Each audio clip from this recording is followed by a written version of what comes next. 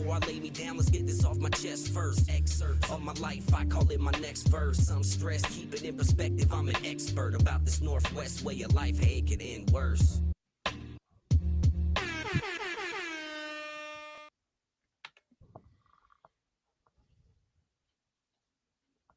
Welcome in, everyone.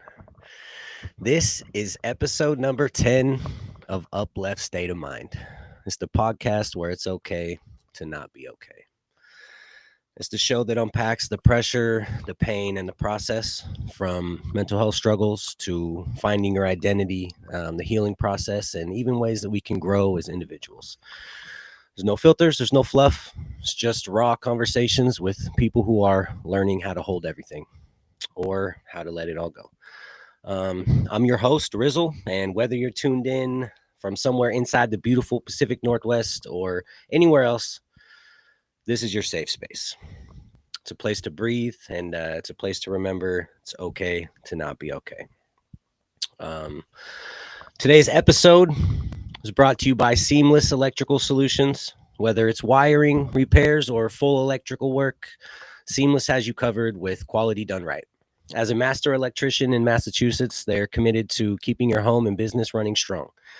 We're honored to partner with them. They're a company that values community and believes in supporting open conversations about mental health. Learn more at seamlesselectricalsolutions.com. Yes, we have our first sponsor. It's very good to announce that we are. It feels very good to announce that we have our very first sponsor. Seamless Electrical Solutions in Massachusetts reached out, friend of mine, and we're making it happen. We got some upgrades to the stream. We are in 1080p today, and we got some more cool bells and whistles and features and stuff. So shouts out to Seamless Electrical Solutions, and if you're in the Massachusetts area and you need some electrical work done, make sure that you go to seamlesselectricalsolutions.com. Check them out. Carter Adams in the chat says, "Love you, Dad. I love you too, son." Old Man Burger says, "The Dave Daily is in the house. I will be out with the wife doing family stuff. I may catch you live later." So yes, we do have a guest today. The Dave Daily will be on the show. We had a bit of a mix-up with the timing and everything, so he will be here shortly. So I'm going to keep you guys company until then. I want to start off the show by just reminding everyone to, if you guys are on Facebook, come over to the YouTube channel, give us a sub, and hit that thumbs up. It really does a lot for the show. We really would appreciate that. Man, it feels good to be doing another episode. I got a lot of good stuff coming up soon. I have a company rafting trip coming up in a week, and we go to a state park with the company, and we're there for about 4 days, and we just kind of unplug and unwind, and it's such a good escape after a long hard season, long hard summer. So I'm looking forward to that a lot. I every episode I do a self-check, and I always talk about how work is stressful and this and that. And work is stressful, but it makes me appreciate the times when work is not stressful, and work isn't always stressful. It just happens to be one of those times a year. And so you gotta remember that, to not always look at things from the negative aspect. You gotta have your cup half full, and I really try to be deliberate in doing that from day to day, and so stuff's good, work's good. I'm blessed to have a job and to be able to provide for my family, and things like that. So that's really great. 2 weeks from now, I have my give back, Rizzle's give back, right up here on the wall, and we are having a food drive and a school supply drive from 5 p.m. to 9 p.m. in McMinnville on September 14th, and it's $15 to get in. So here's how it works. You go to the store, you get $15 worth of school supplies or $15 worth of canned goods, non-perishable food items.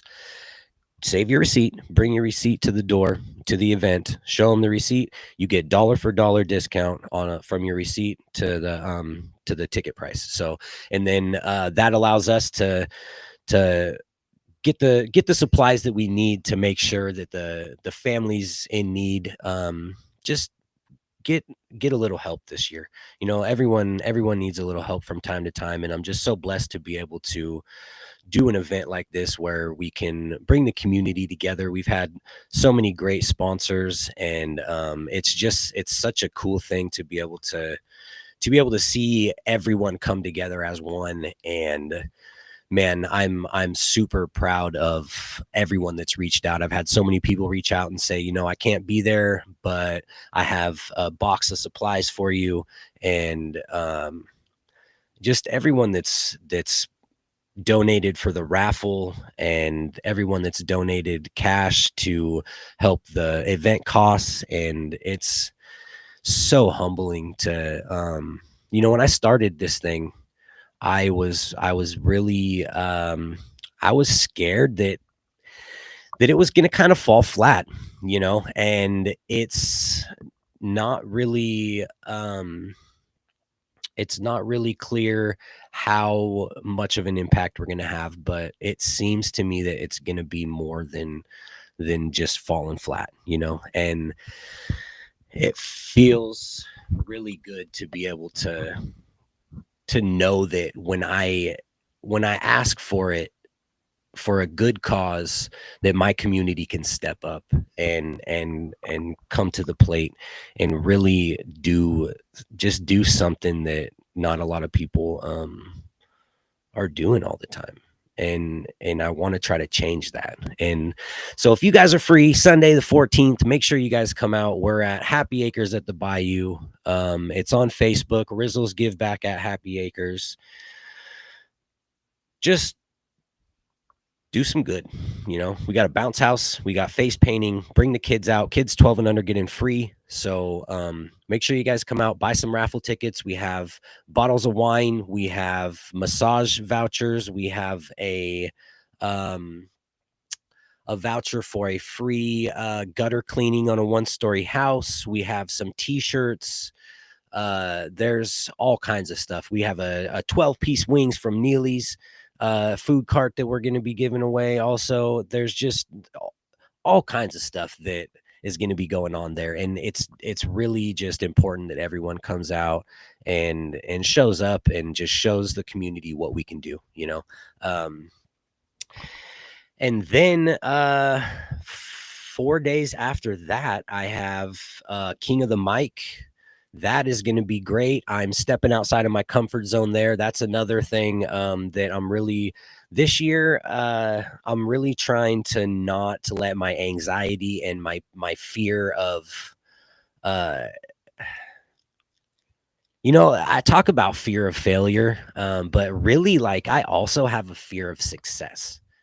And I don't know if people can relate to that or not, but so many times in life I have skipped out on an opportunity or not showed up for something. And, you know, I always blame my anxiety. You know, I'm scared of people and I'm scared of this and that. And, you know, crowds and stuff. Sometimes I really just think that I'm afraid of success. If that makes any sense. I'm afraid of what may happen if I do well. And then I'm stuck. Then I'm committed to continue. You know, it's such a weird thing. I don't know if people can relate to that, or if anybody else has ever felt that, but it's hard to explain, but it's a real thing. And so this King of the Mic, I'm entering this contest, and I'm not really doing it to win, but I'm doing it to push myself and test myself and just see if I can step up to the plate under pressure. And it's Friday, September 19th It's in Salem at the Tiki Lounge. I need everyone to come and support me out there too. If you guys have nothing to do on a Friday night, come and see some live music. There's going to be a few more artists performing too, and we just put together the best set that we can, and perform. And then there's judges, and the winner of that night moves on to the next round. And I'm just doing it to prove to myself that I can put myself out there, because oftentimes when I perform or when I show up to a venue, and I've talked about this before on the pod, that I'm immediately looking for someone that's going to be judging me, or something. And this time when I show up, there's going to be people judging me. Like that's the name of the game. And so it's really imperative for me to just step out there and do it. And this year, like I was saying, I'm making it a point to not hold myself back by the fear of good things happening.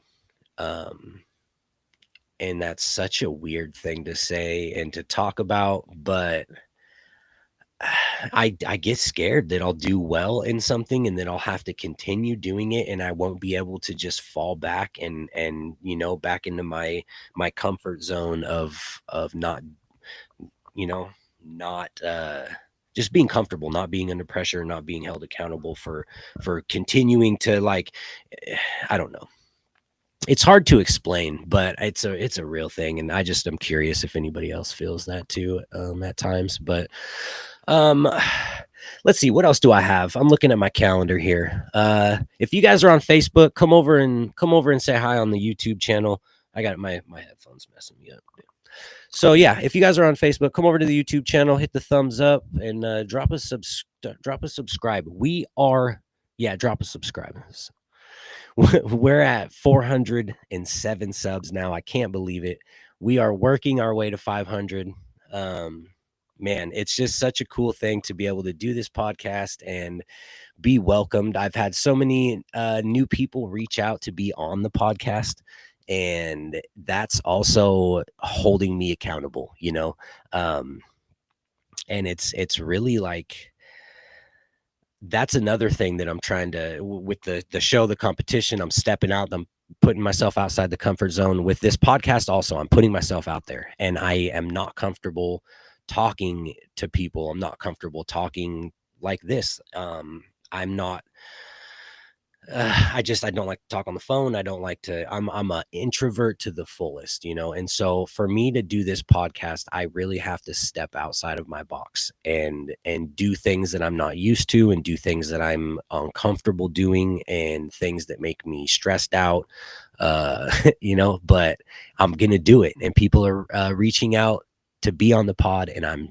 going to say yes to every single person, because people need to be heard. They need somewhere that they can tell their story. They need somewhere that they can share things and be in a safe place. And I'm that. I'm going to be that. And so I'm holding myself accountable. I'm putting myself out there, and it's just really going to be an interesting journey, but I'm here for it, and shouts out to people helping people live on YouTube. If you guys have not yet, go over to their channel, hit the subscribe button, show them some love. Alexander J is over there doing some really great stuff. They're trying to send a child to Camp ASDA. And if you guys don't know what Camp ASDA is, it's for type 1 diabetics, and type 1 diabetics show up to this camp, and they're surrounded by people going through the same thing as them, which kids with type 1 diabetes don't often encounter. And so what Alexander J and people helping people are trying to do is they're trying to raise some money so that they can send some kids to Camp ASDA. And it's such a great thing that they're doing. And if you guys, I encourage you to go over to their channel. I'm sure they have links on all of their videos. And actually, if you go to episode number 9, where I had Alexander J on the show, it's in the podcast playlist. I have a link in there for Camp ASDA, and you can click on that and you can go check it out, and you can make sure that if you're able to, help one of these kids out, because it's really a life-changing experience. He had someone on the show that when they were younger, they went to this camp, and it really changed their life, and it made them advocate for type 1 diabetes, and to send more kids to this camp. And so it's really just a great thing that they're doing over there at People Helping People Live. And I also wouldn't be doing this podcast if it wasn't for them. So make sure that you guys show them love and check out the past episodes. I believe at 4 p.m. Pacific today, the episode number 9 of UpLeft State of Mind is going to premiere on their channel. And also we have chapter 2, episode 11 of People Helping People, which premiered on our channel Saturday. And so we did like a dual episode thing, and it's just a way that we can kind of cross promote each other and share our community and share our ideas and just really kind of help each other grow. And that's what this is all about, you know. We have a new episode this Wednesday. We're going to be a bit later start. Usually Wednesdays are a 6 p.m. start. It's going to be 7 p.m. And that is going to be with Poverty's Poster Boy. Now, this guy is a musician. This guy is a performer. So if you guys want to hear about all of his stories, I mean, I can't, it's going to be a crazy episode. Make sure you guys come tune in for that. Again, Wednesday, 7:30 p.m. As I was saying, a bit later start. Yeah, 7:30 p.m. Wednesday. Poverty's Poster Boy is going to be on the show. And then I'm taking a couple days off for rafting, my company trip, like I was mentioning. And then Wednesday, September 10th, we have DJ Byro on the show, the DJ for my wedding. This is going to be an awesome episode also. She's a great person. She's got a lot of amazing stuff that she's going to share with you guys, and I can't wait to sit down and talk with her also. So yeah, that's going to be great. That's Wednesday the 10th. That is a Wednesday. That's a weekday, 6 p.m. start for that one. So yeah, sorry, I'll just kind of keep you guys updated on the calendar stuff. If you guys are over on Facebook, make sure you come over to YouTube and show some love to the channel. We are trying to grow over there. I've been looking into Spotify, but you know, I'm just kind of trying to keep it in one place right now. I want to do a quick little talk while we're waiting for our guest. He should be here shortly. No rush, Dave. We'll be here. We're good. I want to do a quick talk about social media and how comparing is just such an issue these days, especially with kids. And it's just so tough to get kids to not compare themselves, you know, especially with, you know, all the social media that's going on. And that's all kids do is just post the best parts. Like social media is the top 2% of your life. You know, it's the best parts that you want to share, and kids see that and they don't understand, and they just think that, oh, everybody's cooler than me and all of this and that. And it's like, man, it's really a trap. And if we can get kids to even us, even me, like I compare myself to others sometimes on social media, especially being a musician. And if we can start comparing as inspiration and not like self-destruction or putting yourself down, then I feel that is a good way to try to change that habit, because we're so stuck in the way of seeing what other people have on social media and just thinking that what we have isn't good enough. And a lot of the times, you know, that's not even the case, and that's not the other person's life anyways. So if we could just do our best to try to remember that, and really, if you see something and it makes you compare yourself to it, use that as inspiration to lift yourself up more, and you know, think of it as as something to work towards. If someone has a nicer vehicle than you, or they have whatever the case may be, like it's not that they're better than you. Like, people have different situations in life. Everyone has a different situation in life. And so just remember that, man. It's so tough these days. I get stuck comparing myself to others, and it's so toxic. And yeah. Josie Combs says, "Yay, Byro, cutest." Yeah, I'm super excited, super stoked to have Byro on. It's going to be a great episode. Let's see here. How are you guys doing? How's chat doing? You guys doing okay today? I guess we could talk about when life feels like it's getting out of control. I felt like that a few days ago, and I was kind of keeping that on the back burner for something that I needed, if I needed a few minutes to fill. And this is a great opportunity for that. This is cool too, because I have nothing planned right now. Like I said, my guest was, we were supposed to start at 2, and it's no fault of anyone's, but wires got, we miscommunicated, and he thought that the show was starting at 6 tonight. So he'll be here shortly. We're making it happen, but I'm freestyling right now, and I don't do that. So this is a growing process for me, for sure. And it's cool to do it. He said, "You want to go later, or you want to just do it now? I can be there at 2:30." And I said, "Nah, man, I got to practice being solo on the pod. So take your time, get here when you can. The show will be going when you get here, and I'm going to do my thing." So that's what we're doing. But yeah, life, when life feels out of control. Oh, people helping people. Speaking of people helping people, thank you for the love, bro. We are all a team here. Nothing but love to you and yours. Happy to see you flexing that podcast muscle. You're killing it. Well, you know what? It's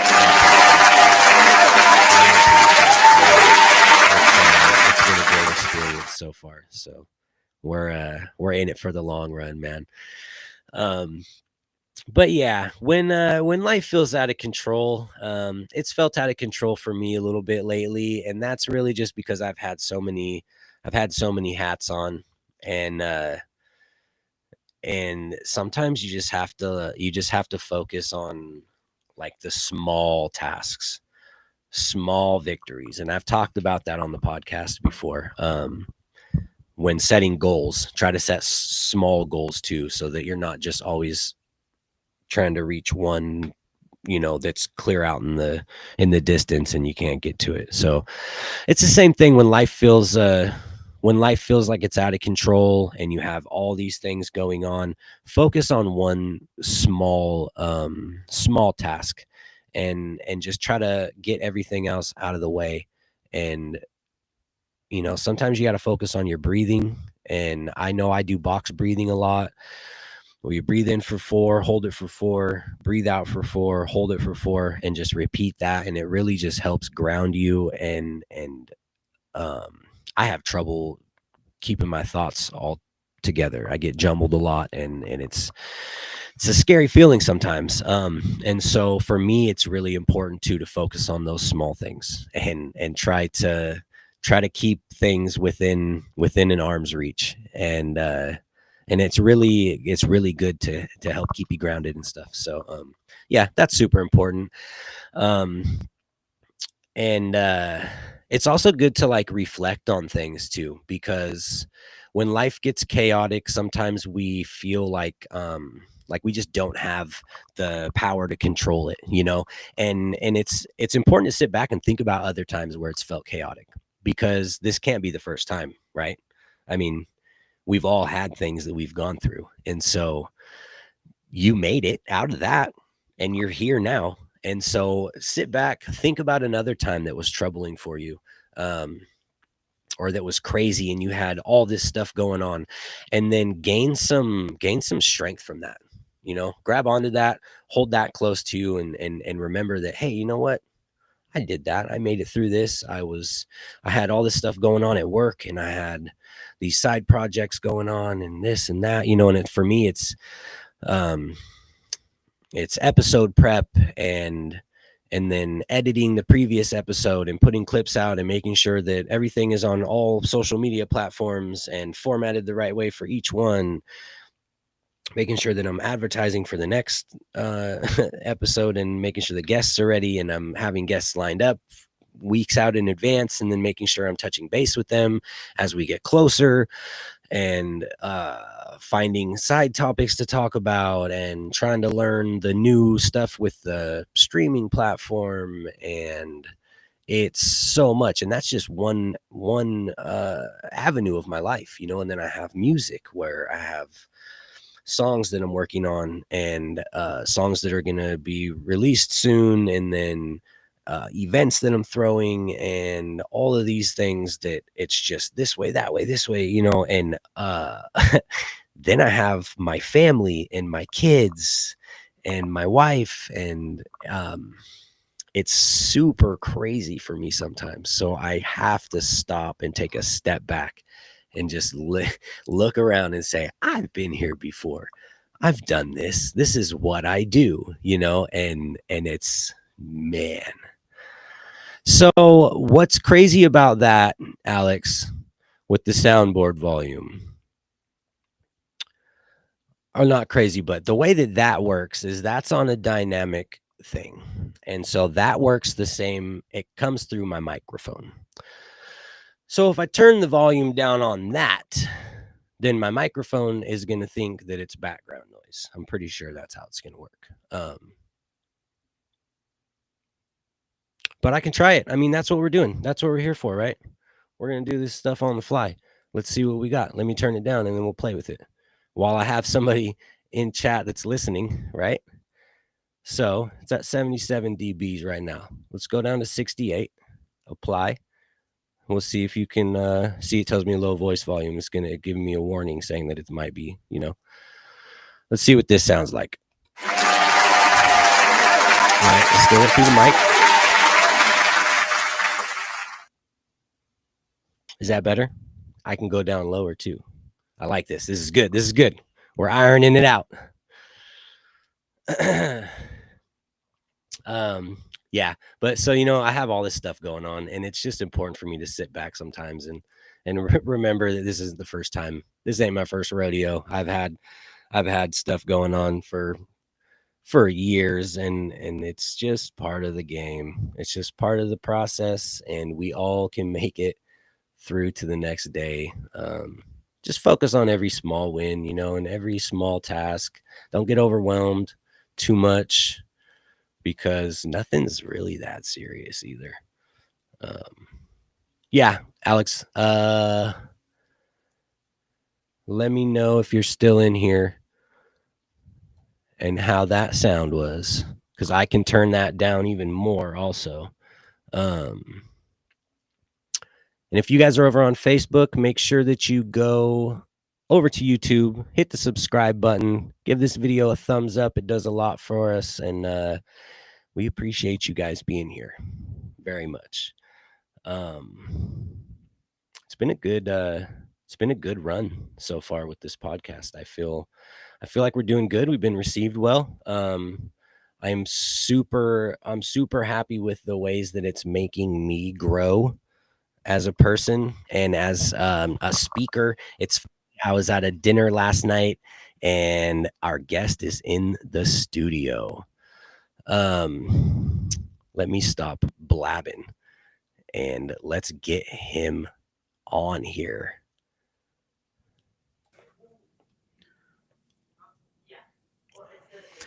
First of all, never stop blabbing. That's the whole point of the internet. Oh, the Dave Daily is here. What's up, man? Mr. Rizzle, what's going on, brother? How are you? How's it going? Sorry, dude? I'm good. Sorry for the misunderstanding. I apologize significantly.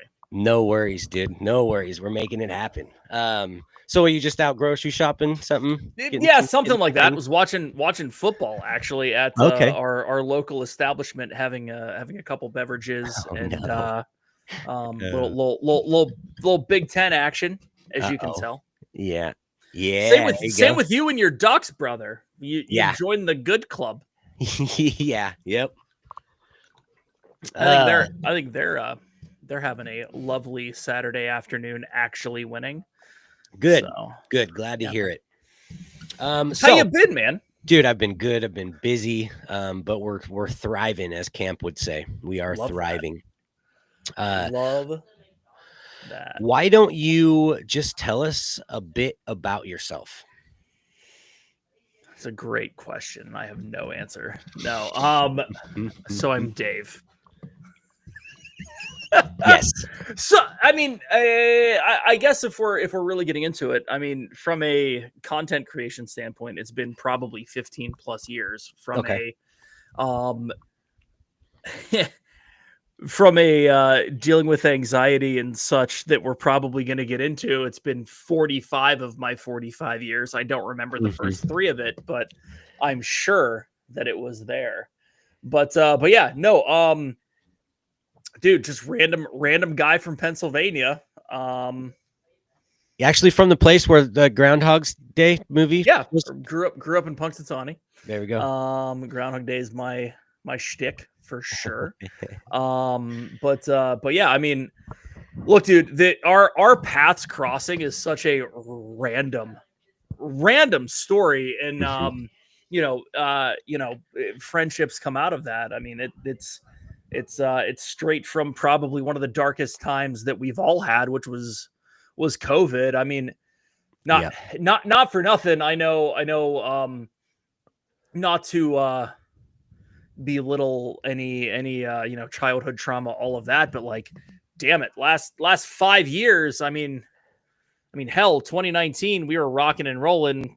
2021, it was like, let's figure it out. But one of the good things that came out of it, I mean, and I think you'll agree, is as much as it sucked, is like we were all inside doing whatever. Thank Jeebus for the internet, and it's how we met. So via a Call of Duty podcast, and playing the video game for, dude, it's half a decade. Like, think about it, for real. It's insane, right? Well, yeah. I mean, I was explaining to somebody earlier today about the sponsor of the podcast, Seamless Electrical Solutions. Shout out to them, and how it's just a dude that I met on the internet, and then it turned into one of my closest friends. You know what I mean? Like, you can't beat it. It's just crazy. Dude. I mean, look, man. We can go back to, I think during COVID, around COVID, post like initial COVID, like from 2020 through late 2022, like a lot of people made and found friendships on the internet through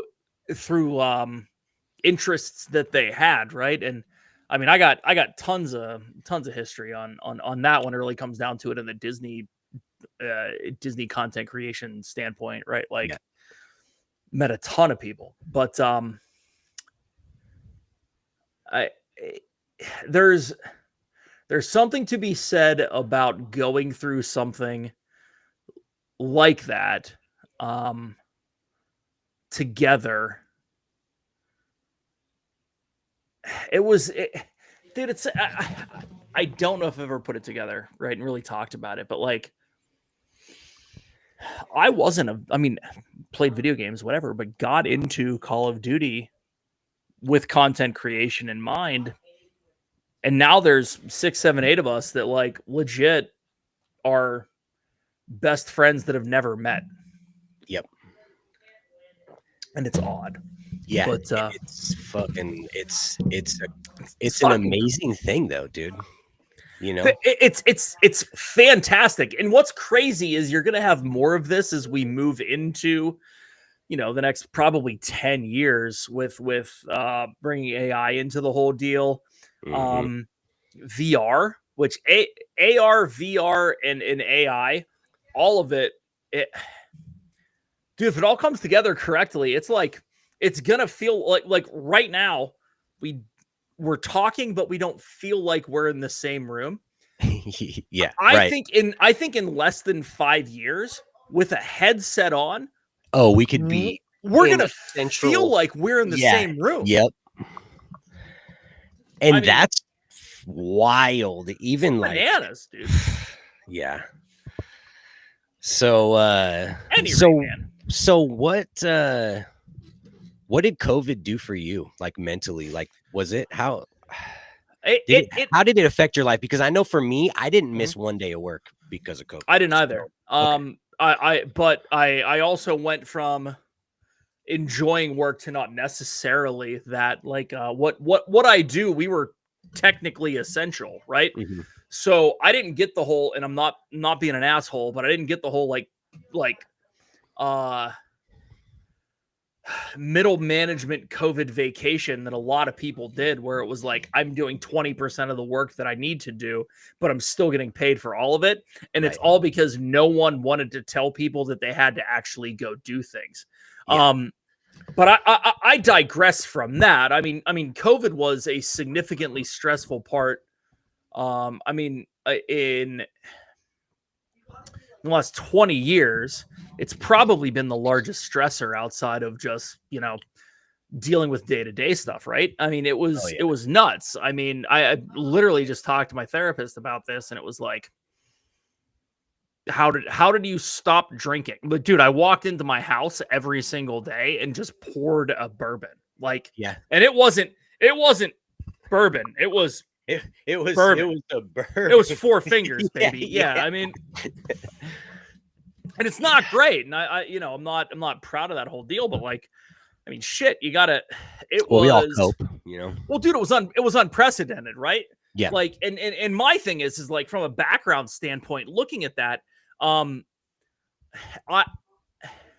have a biology degree, have gone through epidemiology courses where like I was doing all of the back end math that like, if what they were putting forward, we were all going to fucking die. Like, I mean, it was significant. And it turned out that it wasn't. It turned out that the numbers that were put out there, it turned out all of that was a complete farce. And you've seen Office Space, correct? Yes. Remember whenever he accidentally moved the decimal point? That's what they did. Right. But I don't think it was accidental. And I think that's a whole other conversation for a whole other podcast that you should probably start. But anyway, but no, I mean, it was significantly stressful. It was, I mean, if we really want to get into it, it was one of those where content creation on the front end of that, like, poised to do well in 2020. Mm-hmm. You kind of know the history of D&T, right? Yep. Like we had a group of 4 of us that were working on a YouTube channel together that was making significant headway, that was doing super well, had all these plans for 2020 that just got shot in the ass. Yep. Because of that. And so that portion sucked. That was the whole personal life portion of it. But like, on top of it, like, work wasn't great. It wasn't great. It was super stressful. Went through 2 years of that. 2021, thought I was having a heart attack. Yeah. I wasn't, but do you still sucked. Do you want to talk about that at all, or? Well, yeah, no. So 2021, thought I was having a heart attack. Wasn't. Went to the ER. All good. That was scary for all of us in Discord, Dude, I mean, but that was 23 that you're talking about. That was whenever I had to have surgery. Right. Was when this whole started, and life was fine. Then 23 found out I had an ascending aortic aneurysm and had to have open heart. In September. Actually, it'll be 2 years here in about a week and a half. But like, so that was a whole thing. But like, from going from holy shit, I feel like I'm having a heart attack, to no, I'm not. And then 21 to 23 was like significant fitness and trying to reevaluate how to deal with stuff, right? Yeah. So that was the whole, like, get into cold exposure, get into sunlight, get into working out, like lifting heavy things, picking them up and putting them down on a pretty regular basis. 4 or 5. I was doing it 5 times a week. I mean, honestly, If we're really trying to throw stuff out there for like little nuggets that people can grab, like, look, three days a week of 30 to 45 minutes of actual weightlifting, like picking heavy stuff up and putting it down, will put you in a better spot mentally than 90% of the stuff you can do. Yeah. For sure. I swear by and subscribe to that. What kind of cold exposure do you do? Currently just shower. Like, I haven't bought the whole immersion deal. Yeah. But 30 to 45 seconds every day in the morning. Oh my God. It's glorious. Yeah, it's great. And I mean, it's one of those where even if all it does, and I'm fine with placebo effect and all that stuff, like, right. If all it does is wake me up and make me feel like I did something, I'm cool with that. I'll still take it. There's a lot of like serious focus on fixing quote unquote big things, when really all what you need to focus on is 2 or 3 small things that will completely mitigate 60 to 80% of your big feelings. Yeah. Yep. Well, that's what I was talking about a little bit right before you got on, was like, cool. When you feel like life is getting chaotic and out of control, like, focus on some small tasks. Yeah. Focus on a couple small things. You don't have to look out in the distance at the long-term goal. Like, do some small shit and get your mind back in control. And, it's amazing what checking a couple boxes do. Yeah. Small goals. Like, everyone has long-term goals. Make a couple small ones. Yeah. Like, that's why I like cold showers, because I feel like I've accomplished something first thing in the day.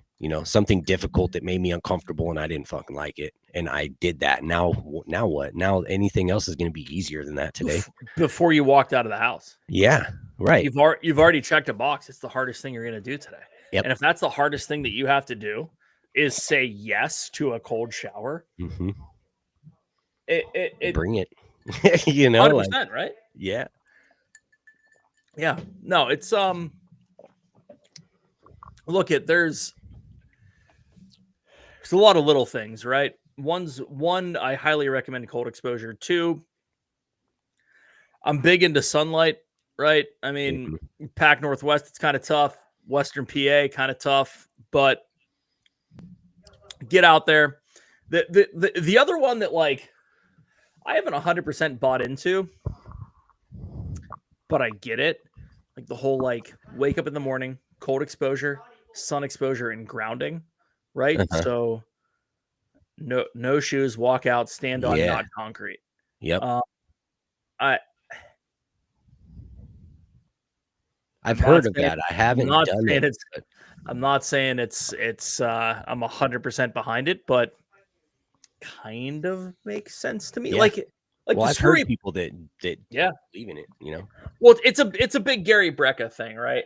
Okay. If you're into that whole thought process, like, for sure. But that's solid. I mean,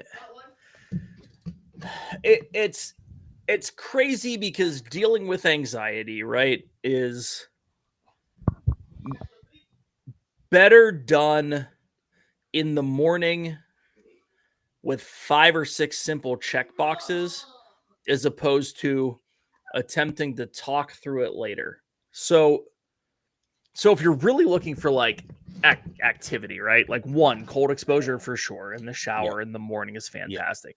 2, frankly, staying hydrated, and part of that isn't just water. It's either rose gold salt or Himalayan sea salt, Celtic salt as well, right? Put some of that in a glass of water in the morning, a little bit of lemon. It's crazy how being dehydrated affects you mentally. 100%. Yeah. 100%. So if you knock those 2 out of the way, right? You do those 2 things early. If you can get some sun exposure, that's awesome. Vitamin D is fantastic. If you can work out, and it doesn't have to be going to the gym or whatever, but 100 push-ups, 100 squats, 100 sit-ups will get you to that point, right? Like, it's probably 12 or 15 minutes, whatever. But anything you can do on top of, outside of just your normal walk or whatever, Yeah. like that's huge. So we got those, and you know, I mean, proper diet's big, but that's always tough for people. Yeah. Do you have any outlets that you use when you're feeling overwhelmed or stressed out or anything that I mean, some people say they go to karaoke and sing, or they do this or do that, or they paint, or No, it should be something different, but you know, normally it's let me rephrase. One, if I don't lift, I'm more stressed. If and I have significant anecdotal evidence of this, but I usually work out at lunch. A lot of shit happens in the morning. If it's bad, dude, I'm going significantly hard in the weight room. Yeah. Whether it's weight or whether it's doing something more like functional, so like tire flips, sledgehammer strikes, like that stuff, like for real is it I hate to say this. It is 100% like just soothing. And that's not the correct word for it. No, I get it. But I get it. I mean, it's the same as any intense, aggressive release of anything is gonna be relaxing. Yeah, you know? 100%, dude. Yeah. I mean, I've said before, like I'll be driving down the road, and sometimes you just yell, you know, and I just give it a good you know, and you feel good. Well, on top of that, like breath work is pretty significant just across the board, right? If you can learn how to box breathe well, I was just talking about that also. Yeah, box breathing is fantastic. What was it officially? Voluntary sighing. Have you done this? It's similar to box, but not. So it's like a sharp inhale through the nose. So, and then fill your lungs, and then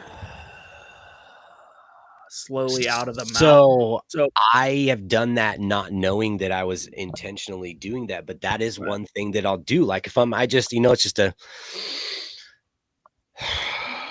you know, just like a deep breath, dude. And sometimes it just puts you back in. But it tempers the whole like significant deep breath. So it's like 50% chill of, or 50% fill of there. And then once you're here, slow for full breath, and then it's like as slow as you can exhale. So it's not it's so it's very super deliberate. Yeah, super deliberate, right? Very intentional on boom boom, but it's there's another, and I forget what it's called, but it's like a like very staccato 2 breaths in a row. So it's and it's similar to that, right? So I am by no means a breathing expert. I'm just saying stuff that has worked for me. Oh, that's the story of this show. Yeah, I mean, box breathing for sure. But like the biggest thing is that, well, the other big thing, if you're going to do a deep breath, don't breathe up, breathe back. It's interesting to say it that way, but like, and try to fill the back of your neck as opposed to your cavity whenever you're breathing through your nose. It's really weird, but you'll understand it when you try.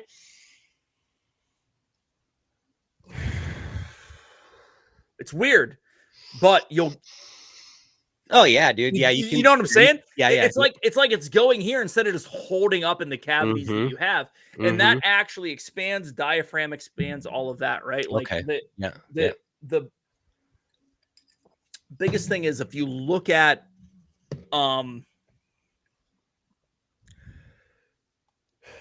like anthropological history associated to it, right? Like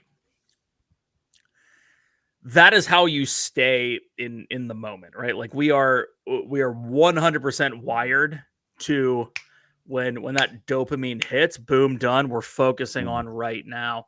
Yeah. And that's cool, but sometimes that's overwhelming. And if you need to bring it back to a manageable capacity, this it brings it automatically kind of like we've all been in that like fight or flight moment, right? Where Oh yeah. there's just a ton of haziness in the back of your head where you can't really make a decision. You know you can, you know you need to, but You don't want to. Well, Like, no, I think that it's crazy that we haven't had practice to do that. Just Yeah. because nothing is that scary in life, right? Like the majority of the anxiety that we get is not from acute single instance actions. It is anxiety and stress that is built up over time, right? It's not acute, right? So we're the whole point that you have this podcast, Riz, is the fact that dealing with lingering stress isn't what the human animal has ever been designed to do. And frankly, right now we're bridging, and I honestly think we're bridging from what genetically we were to now. You know, like but before this was all shit that you just pushed down, right? Like yeah, absolutely. Two 40-something dudes talking about this would have been about their feelings. That's absolutely witchcraft. shit on in 1989. Yeah. And that's not that long ago. No, it's not. And they're starting to change. The narrative is starting to shift finally, you know. And it's just Dude, I never would have gone to therapy and got to a point where it was like, well, I'm going to do that or do something not good. So F it, we're gonna go find out. And I spent a lot of years trying to figure this stuff out myself, and I think I got a lot of tips, tactics, and all that. The one thing that if you try to figure it out yourself, you're never gonna get is saying it out loud to someone else. And if there's any tip that I could throw out there for people that are dealing with a lot of stuff that they don't know, find someone else to say it to. Because one of several things is going to happen. I mean, one, at least you manifested it into the real world, right? Like, I mean, you said it. It's not just in your head. Right. And either it's going to be a discussion point, or you're going to realize that it's nowhere near as big of a deal as you thought it was. But saying it is super important, and getting it out of just you, right? The other one is don't knock journaling. Oh, I was just gonna say journaling. If you don't have anybody to talk to, man, pick up a pen and write that shit down.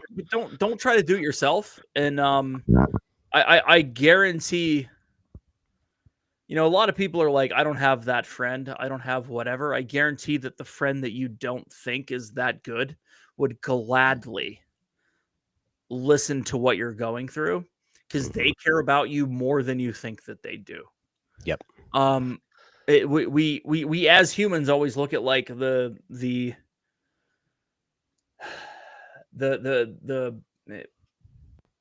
most negative thing that we can think, right? Like OMG, blah blah blah. Like no matter what, you're always worried about it's the cup half empty all the time. 100%. And goes with relationships too. And you're probably not leaning into relationships as much as you should, because you're afraid. And if you work through that, it's one of those where there's more people going through what you're going through than you think that there are. And it's tough. It's putting yourself out there, but if you start the conversation, someone's going to finish it. And frankly, if they don't, then they're just not mature enough at the moment to do so. So don't take anything, don't take any offense or whatever. Just do your thing. Yeah. It's so important. I've been trying to say that lately. There's no bad time to check on a friend. There's no bad time to reach out, make sure somebody's okay. Like maybe somebody's going through something and they don't know how to reach out. So be that reason why they feel like they can open up, The worst thing you ever want to say is, I was going to call him. Just call him. There's no reason not to. Worst thing that happens is he doesn't pick up, or she, whatever. But worst thing that happens is they don't pick up. Worst thing that happens is you run into him later. But like nothing has ever been negative about you checking in on someone. No. And it makes such a big difference. You don't know what that call is. Yeah, dude, everybody's going through something. Nobody knows how to deal with it, Talking about going through stuff. I like to ask my guests about a time when they felt like they were at or near rock bottom. Right. And not to dwell on the trauma, but just to set the stage so that we can provide the tools that maybe if someone else is going through that or will go through that in the future, that they know how to navigate that, if you don't mind, what is one of your rock bottom moments? 2004, my mother passed away of pancreatic cancer. It was 10 days from diagnosis to death. I was 24 years old. Sorry to hear that, man. Appreciate that, man. It's one of those where you look at it in hindsight and you're like,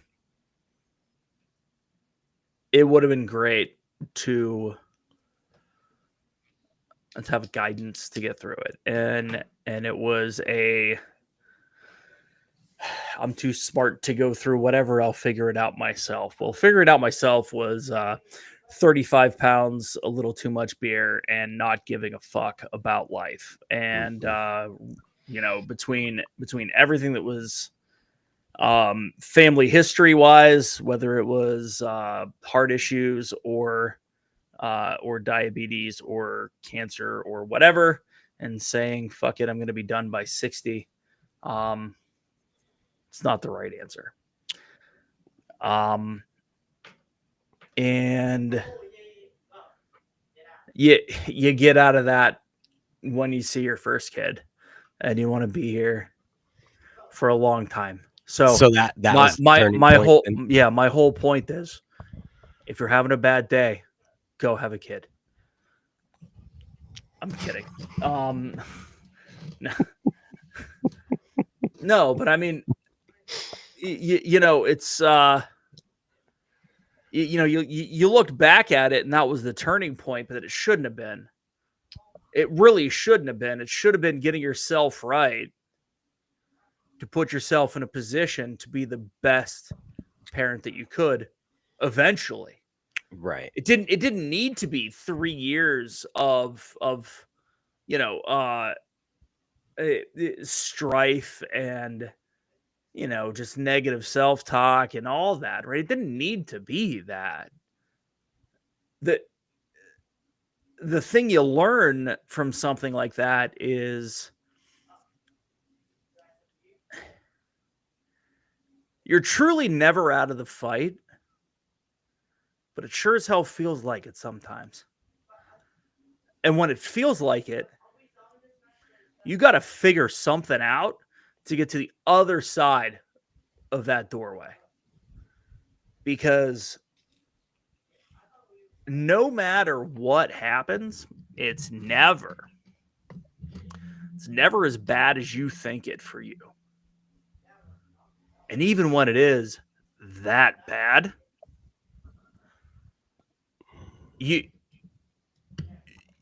have and you can go with the whole external locus and be like, I need to do it for my family, my wife, my sister, my father, whatever.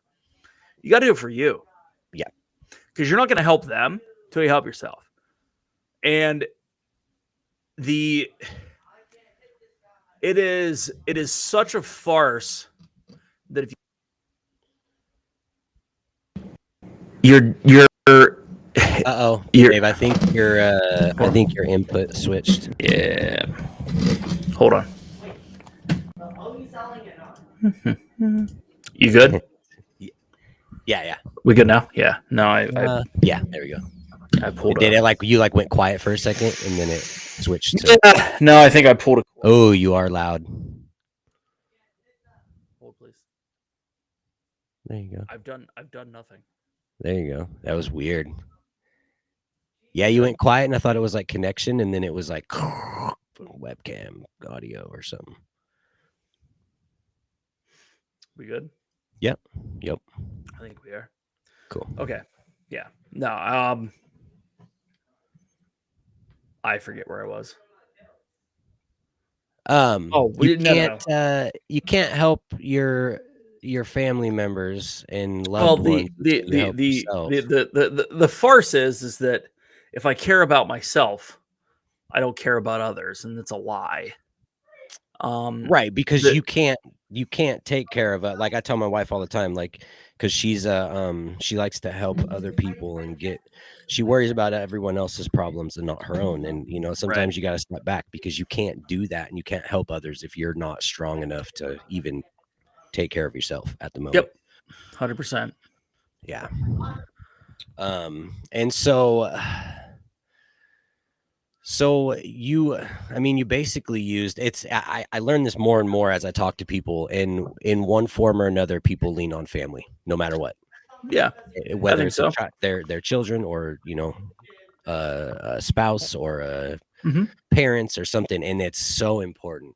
I can't stress enough the value of having a support system around you.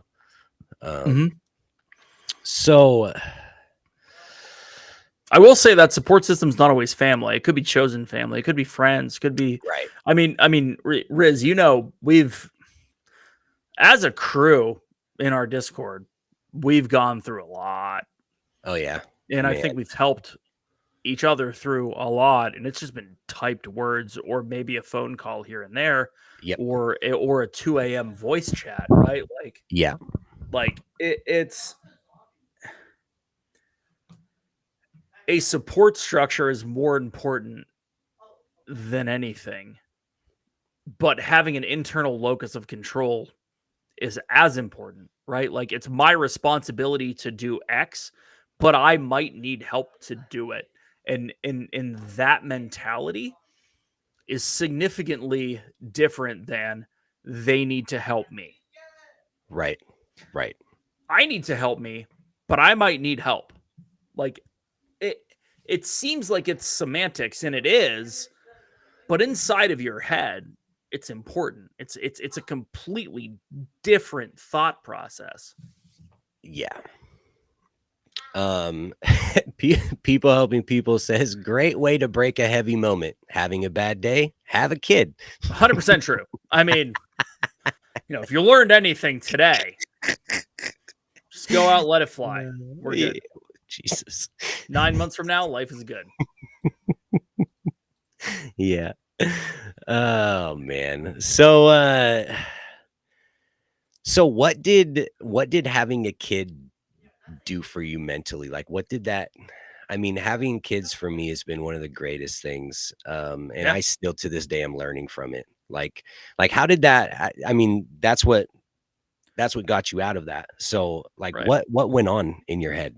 Well, there's at that point, it's going from 0 kids to 1 kid, right? So it's like, oh, now there's someone that is dependent on me for everything, Mm-hmm. forever. So should probably not be a shithead and figure it out, right? Like I hate to say it that way, but like it was okay. Now I get it, right? Mhm. Like, there's a lot there's a lot to say about living in the moment, which I'm not good at. There's a lot to say about realizing what is going on right now Mhm. is the only thing that is actually going on, because everything in the past is fake, everything in the future is fake, and if you spend too much time thinking about both of those, you're not living in the present, which is the only thing that's real. Um, Now that's a slippery slope where it's Mm. like, well, F it, I'm not going to do anything to worry about the future. Right. So you need to mitigate that, right? But it's not about planning or goals. That's a different story. It's about the way that you regulate yourself. And again, I'm just learning this. And I'm not great at it, but like, so you asked how kids changed everything, and like, legit, it's not about you anymore. Right. Um, but I also think that's a bad answer because it is about you. Well, And I because think, I mean, if you well, can't, go ahead.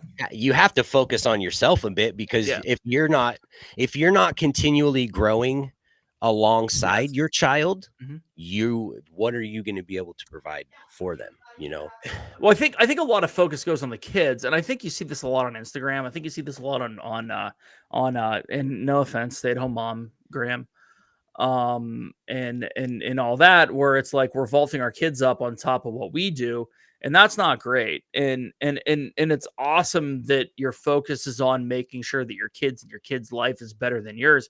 That's awesome, but you know what you have to live? It's your life. And if if you're falsely manufacturing, and it's not the best way to say it, but if you're manufacturing a life for your kids that isn't real, but you think it should be real, and you try to manifest that, instead of just showing them what life is, I think that's a disservice to the kids. Um, there's a difference between caring about your kids and doing anything for them ever, and putting them in a situation where they're not going to win. Right. Um, and it's interesting now, like, the kid that got me out of all this is 18. She's going to college now. She's a real adult. She's got a real job, not a real job, but she's got a job. It's all good. Beautiful.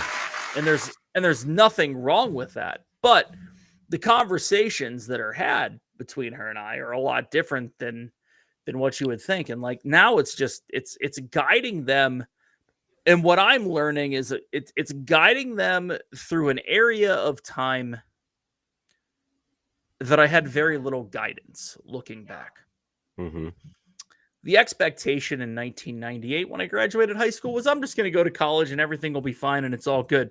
And it wasn't, because, I like to party. Yeah.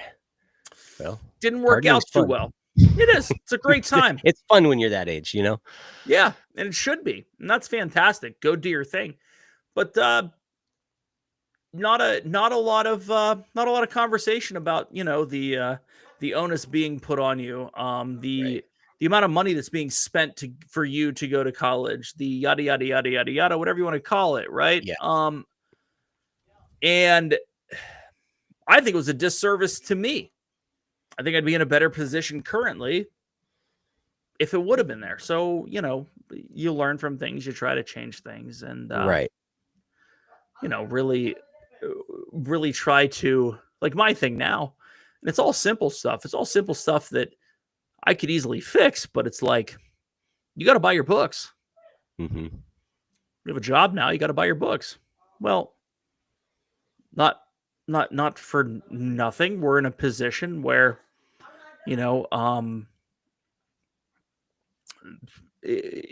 my father has put aside basically enough for the kids to go to school. So they're not paying for it, But you know what kind of hurts?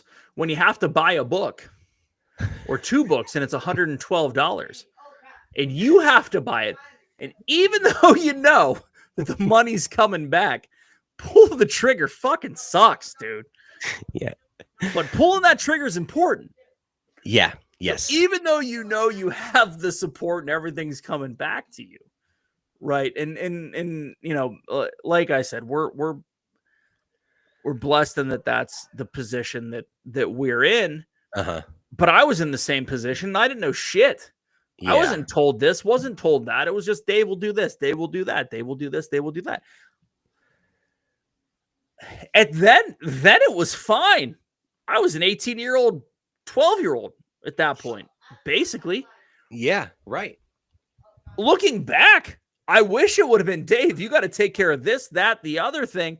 Here's this. Mm-hmm. We have a budget of X. You have to stay in it. That's called learning something. That's called figuring out a budget. And that's where I'm at. And I know it's not necessarily, kids mental don't think health. about. That's not what the kids want to think about when they go to college. Is how much dad's paying and what it's gonna. Yeah. No, not at all. And it's. Those are the things that lead to you not being anxious later. Right. Because you've already checked those boxes. You've gone down that list and been like, I've dealt with that. And like significantly like short story, right? Like my daughter's going to Penn State at a satellite campus. She put in for a parking permit. Nothing crazy, $65. Well, University Park denied it. It's not where she's going. She thought she clicked the wrong button. She thought that she wasn't going to have a parking spot. She thought that she lost $65. And she calls me, and I'm like, go to the traffic department at the local spot and ask a question. Yeah, right. If you screwed up, you're not the first person to ever do this. They probably it probably happens 15 times a day. Yeah, they're just going to be like, you're good. Don't worry. Or X, Y, or Z. This is what you have to do. You are putting an unnecessary amount of stress on yourself without asking questions and putting yourself in a situation where you can find that info. Oh my God, I do that as a 40-year-old. So do I. But it's one of those where if you can mitigate that as much as you can, she was so stressed. And I'm like, stop. She walked out like it was nothing. She's like, yeah, they said it's fine, blah, blah, blah. It happens all the time. I'm like, yeah, like, look at how it like spun up you were beforehand. Yeah, exactly. For what? For what? And the thing is that all we have is so much energy, and all we have is so much time, and all we have is this, right? And because of society, we're forced to do a lot of things like, make money and all that shit. But it's not the most important thing. Obviously it helps, I mean, don't get me wrong. If you're struggling to make money, I get it. I'm not. Yeah. I know. I mean, they say money doesn't buy happiness, but it definitely alleviates stress. That's what it is. So 100% true. I get that. But at the end of the day, you can figure it out no matter what. You can always figure it out. What sucks and what got thrown across my lap recently, and just as an aside, and stopped me in my tracks at the moment, was an associate of mine. We were talking about things, and he found out that I was a Disney fan, so he asked me what to do. I started talking through stuff. He's texting his wife at the time. He's like, she's doing everything. We're good. Like, she went hard. He said, I don't give a shit. I'm paying for it. I don't want you to ask me any questions, right? Like, you plan it. So finally, 2 days before they go on the trip, he's like, I should probably figure some shit out. totally not the time to do it, but work through it. And like we're associates and working on it. But I had no clue. This next sentence is coming out of my mouth, I had no clue about. And he has a daughter who's about 4, and I'm like, why are you going? He's like, my wife wanted to go. We were waiting for our kids to get older, and then our 9-month-old passed away this year after some exactly, and never knew, and absolute kick to the gut, right? But it's also like, it doesn't matter. The other 7 things I'm thinking about. Yeah. Because I got a healthy wife and 2 healthy kids at home. I didn't have to go through emotionally what this guy did. No. And we never know what people You never know. going through. And that's always, from a conversational standpoint, if you want to be the best conversationalist you ever going to be, never think about a conversation from your side of it. Always think about the conversation from who you're about to talk to. And know for sure that as much as you know the other person on the other side of whatever conversation you're having, dude, Ryan, you and I, we know each other pretty damn well. I don't know everything you're going through. You don't know everything I'm going through. Right. We don't make those assumptions because we sit around and bullshit about those assumptions, but if you have to have a conversation with someone that isn't the best conversation, whether it's from a management standpoint, whether it's just having to deliver news that isn't great, or even news that is great, you got to think about it from the other side. You have to. And if you can go through life thinking about that as much as you can, you're going to be 70% to the positive, guaranteed. Yeah. It's all little shit, man. Yeah. Everything you need to do is little shit. Yeah. You never know if you'll even be here tomorrow. No. So why are you stressing about something that's, a year away? Or if you wake up tomorrow and you and the 12 people you care most about in this world are all alive and kicking and in good spots, health-wise, be thankful. It's all it's all that matters. It's really all that matters. And frankly, taking that thought process and then applying it to what you do on a daily basis. And I struggle with this. I completely do. But no matter what you do at work, doesn't matter. If shit goes sideways and you don't have that job anymore, you know what you can do? Go get another one. Yep. You I don't want to go down that road. Hey, buddy, I don't want to go down that road. But like, dude, no matter what you do, your 14 favorite people are around. Yeah. You don't, and they got your back. Yeah. 100%. Yeah. It's crazy. Let's tap into chat real quick. Old Man Burger says, hi there. Hello, Gary. Hey there, Burger. Kayla Coffee Studios says, having compassion for others is a best second thought if your first is negative about them. Have understanding and give others grace. 100%. Yeah, absolutely. 100%. So let's talk about some positive stuff for a little bit. We've talked about some tough times, and let's talk about some triumph in your life. What would you say is your greatest triumph? Dude, I don't even know. I've never thought about that ever. That's why I love asking these questions, because these are questions I ask, some questions that people don't get asked all the time, People don't think about that. Like, people are so caught up in thinking negative things. They don't think about what the best thing that they ever did was.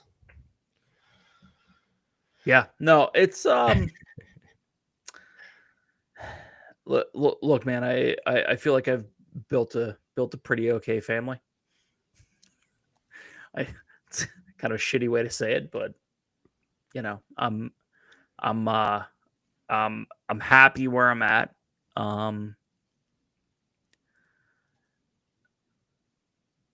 Dude, I think a lot of it's like day in, day out not murdering someone, like I know it's a joke, but like just keeping it but, all together. but like, I mean, I've put together a pretty okay career.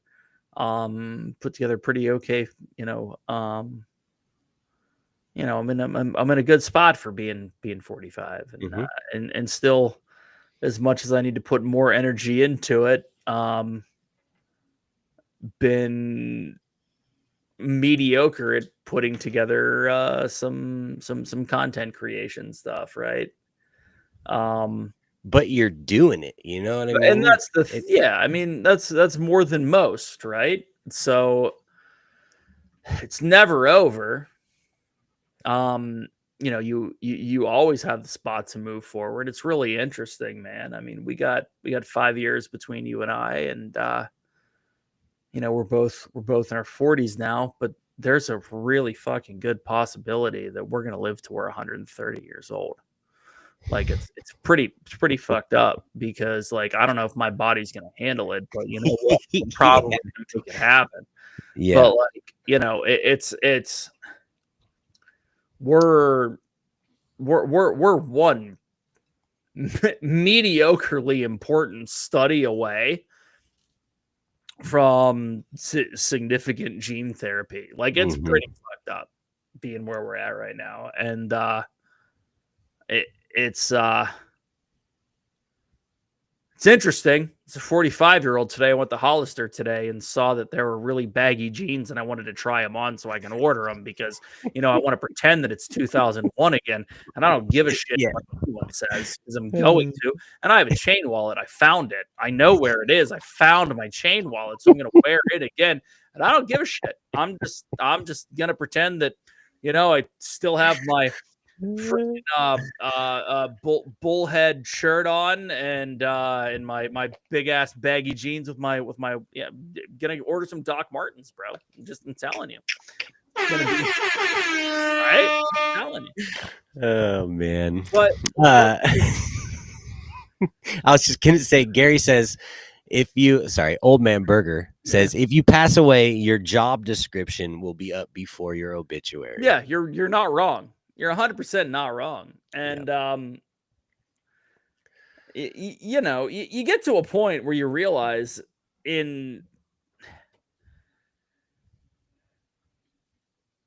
I grew up the son of two teachers, and my wife teaches and my sister teaches, and probably my daughter's going to teach, and it's a thing, and it's all about staying inside the lines, and everything's good. And it's been really hard as someone who grew up that way to like start thinking outside the lines.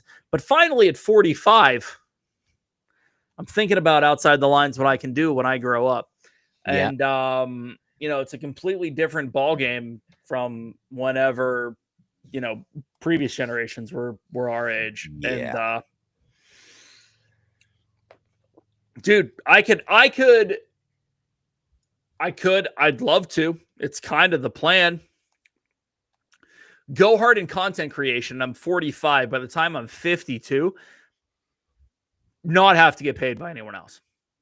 Yeah. Have my own media, whatever you want to call it, because that's what it is. I mean, man, wouldn't it be great if this podcast just took off, and I could become a podcaster, and I didn't have to do labor anymore. Riz, it's going to, because someone may have told you needed to start this 2 years ago. Yeah, there's been discussions. Not mentioning any names. There's been discussions about me needing to do a podcast. I mean, look, man, this is the start. Right. And you're on episode 10. I'm excited to come back for episode 60 Mm-hmm. and Me probably too. be here and I'm probably excited to be see. here in between that. But yeah, well, let's book you for episode 60 then right now. So we just dude, got it. Like no you're matter fine, what is. man. Yeah, 100%. I'm in for it. No, episode 69 if we're really gonna do it, because Okay. I'm like nice. Fair. But but for real, man. I mean, you went from maybe to twice a week and being super Mhm. flexible with your I mean, it's awesome. It's awesome to see that, and it's awesome that the focus is on helping others. And as you grow and you learn and get people on here and like, look, I hope episode 69, you're like, Dave, we're not going to do this. I have fucking Andrew Huberman coming on for 69 and we'll get you on, dude. I'll be your Jamie. I got Wim Hof coming on here, bro. Dude, So dude, if you get Wim Hof, I'm relax, on bro. that episode. I don't give a shit what you say. Deal, I'll have Send you. me the link. No, I'll just sit in the back and be Jamie. Like, I don't give a shit. Yeah. But my thing is that like I'm excited. Obviously that this is rolling, but like, dude, you are a talent beyond what people know, and frankly, I think beyond what you know. And like this is I'm so happy that you are doing this. And I'm so happy that it's the topic that makes you happy. Right. Well, and it's crazy because I've tried to create for so long, and I do music and whatever, and but like, man, to do something, to find my niche in something that's completely not about me. And that's why I wanted to do it the whole time, was I want to create, and I want to be a creator. And like part of it was because like I want to have like I want the YouTube plaque on the wall for the and all that stuff. But it's like, who cares? That's not what it's about. Like I'm at the point where it's like it's not about that. It's about just doing something that's going to help other people and last forever. But it's okay if it's about that too. I mean, I'm all about filling my cup. But like, if you don't fill your own, you can't fill others, and that's really what it comes down to. But like, look, man, this is conversations where people are going to take little nuggets out, right? And whatever it is, it doesn't matter who you have in the other seat. Real conversations lead to, I think, real information. That's always what it is. And like, we've just been put in a bubble where it's like everything has to come from X, Y, Z, fucking books, blah, blah, blah. Goddamn FDA, and we got to wear masks. We're not going down that road. I'm sorry. I'll shut up. No, but that's where part of my imposter syndrome comes from, is not thinking that I am good enough to be taken serious, in any aspect of my life. And it's so tough to deal with that. Riz, imposter syndrome never goes away. Man, I'm in a position where like I have about 10 people reporting to me, and I don't know why. I don't feel like I'm a responsible human. I am. I know I am. I know I can do it. I feel the same way at work too. I'm just like, am I doing okay? Am I doing what I'm supposed to be doing? That's how I am every day. Yeah. But it also, like, imposter syndrome gets a negative rap. And if it really like causes you to seize up, then we got to talk about it.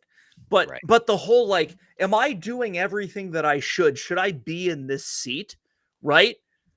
If that's the question you're asking, and you can answer the majority of it is yes, but the rest of it is I'm learning to get there. It just means you want to be a better person. Like, imposter syndrome isn't a bad thing.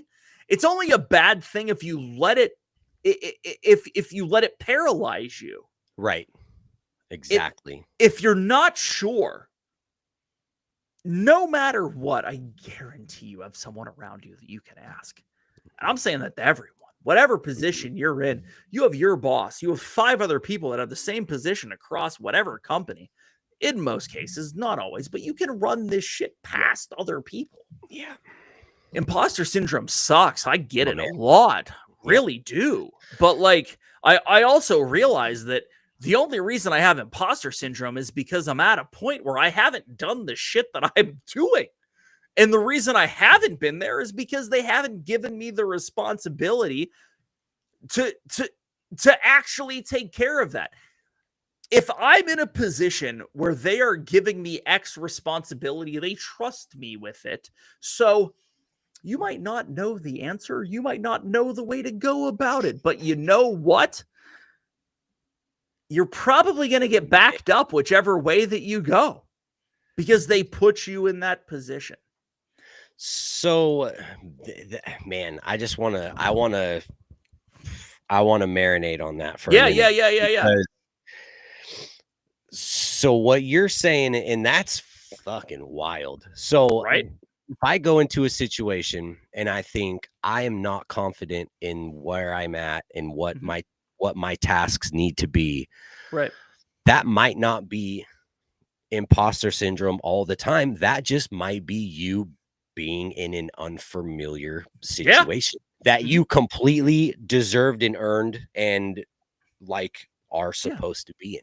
And so that's that battle between like letting that imposter syndrome paralyze you. I think it manifests as imposter syndrome, but you're in a situation that you haven't made a decision yet. Yeah. And if you haven't made a decision, then you don't know what you want to do, right? So, and I'm not saying like anything heavy or whatever, but like a lot of people get imposter syndrome because they now have 4 people under them and they don't know what to tell them to do. Right. And that's basic. That's people. You were put in that position because someone has trust in you to make decisions up to a certain point where what you're going to do, if it's uncomfortable for you to make a decision, who are you calling? Probably your boss. Who else are you calling? Someone who has a similar role, right? And whereas for smaller businesses, it's really tough because you're probably the only manager of X. Right. Correct. But you know what your boss did? Your job prior to putting you in that position. So the way I always go about it is the way I fight through that imposter syndrome. And it's taken me years to get to this point. It's not easy, but it's okay. I know my boss likes facts and information. So I will put all of that together. And if I can go through that and make a decision that I feel is correct, I'm done. But if I have all that and I still have questions, I now have all of the information set up for this specific instance, and I'm going to call my boss. That's just how it is. And that's how you educate yourself. That's how you learn. That's how you get to the point where the position that you were put in, what's the next one? Because you know what? Even for you, Riz, where there's someone that owns the company, you know what he doesn't want to do? All the day-to-day bullshit. You do the majority of that at this point. But there's another level that he would love at some point to elevate you. Right. And elevate someone into your position that you feel is going to be able to take that. So and that's so hard for me to grasp. It's so tough for me to even grasp like that I am deserving. You're worthy in the position that I'm in now, even, you know. But you are. Because he put that faith and trust in you now. He put that faith and trust in you because he seriously considers you a good employee, a good person, someone who has a head on their shoulders, someone who's going to make a good decision. The phrase middle management gets shit on so much, but middle management runs this country. And if you can focus on the fact that you are good at actually bringing information down from a level that is fucking pie in the sky, Ivy Tower bullshit, and all the information from the ground up of people that lie to you, fake shit, yada, yada, yada. You're corralling all of these different attitudes and just fucking personalities that suck. Yep. Not always. Yeah, well, I mean, They don't suck. no. The process of putting all of this together sucks because Yes. it's on you. It's on me. As middle management, you are the linchpin for everything that goes on in your company. And that is a significant amount of stress. It's what's like made me feel like I was dying twice. Yeah. Yeah. And I I've mean, gotten that's to a yeah. I've That's gotten myself. I do a self-check at the beginning of every episode, and that's what stresses me out. I mean, everything yeah. else is cool, but it's always It, like work, it, work. it you know what? As soon as you get to a point where you can let that go, and dude, this has only happened to me in the last fucking 10 months. Mm-hmm. Man, dude, just not great. But like, there's a book by Mel Robbins that has been making its way around. Have you read Let Them yet? No. Mel Robbins wrote a book. It's called Let Them. Excuse me. It blew up on the interwebs. Okay. Huge on TikTok. Huge on Instagram. But it's literally the whole theory behind it is someone's mad at you. Cool. Well, let them. But the second half and the more important part of it is let me, right? So let them be mad at me, but let me actually talk to them and figure out why, right? Like, Right. people are going to talk shit about you behind your back no matter what. Oh yeah. It doesn't matter. As good of a person as you are, and frankly as good of a person as I am, I don't pat myself on the back much, but I'm not an asshole, and I only care about other people. That's how I roll. That's my life. Yeah. And frankly, Yeah. Ryan, I know you're the same fucking way. But like, a lot of people will get caught up in the fact that they're appalled that someone said something shitty about them. They're not trying to attack you. They just don't know how to deal with you. They just don't know how to. So they're just going to talk shit. So cool. And if you can let them, and then be empathetic, lead with empathy. It's what I've always done. But there's a caveat to that. You can lead with empathy. But the only way you're really going to lead with empathy is that, like, you're confident enough in yourself. You're confident enough in you know that you're in the right. Man, and that's so because if you don't have that self-confidence, then any opinion that you're faced with about you, you're going to think is facts. Yeah. But it's not. It's just someone else's narrative. Yeah. Well, you don't know what people think about you. This is the whole, like, think about stuff from their end, right? Like, yeah. What you think about yourself is not what other people think about you, no matter what. They only know you through whatever interactions they have, and not only that, what opinions they have generated from those interactions. So you know what? You're never going to be able to control the narrative of what anyone else thinks. Right. What you can control is your ability to go out there and actually do something and take action and move forward in life in the best possible way that you think you can with the information that's out there. And if you can tell yourself that I've done the best that I can with the information that I have that's in front of me right now, and I've made the best decision, you have nothing ever to be stressed about. Nothing. But you have to tell yourself that. You have to train yourself to get to that point. And it is not easy. And I'm not there in any capacity at all. No, I don't feel like But I've made strides over the last 6 months. I know I have. And frankly, the Mel Robbins book is a huge go get it. Like, get the audiobook. I was going to say, is it on audiobook? Yeah, listen to her audiobook. It's her reading it. She does podcasts, whatever. Like it's great. It's nothing revolutionary. It's just an interesting way to think about it. That's really what it comes down to. It's honestly about, like, realizing that you're never going to affect anyone else's real opinion of anything that's going on. So yeah, just flip your perspective for sure. Mm-hmm. Yeah. Man, what do you advocate for? Like, I mean, we advocate for mental health here, you know, Mhm. talking to people, stuff Yeah. like that, sharing your feelings. What's the Dave Daily advocate for? Oh, dude, I don't even know what you're talking about, dude. People. I guess. I Yeah, mean, yeah. I just look, man.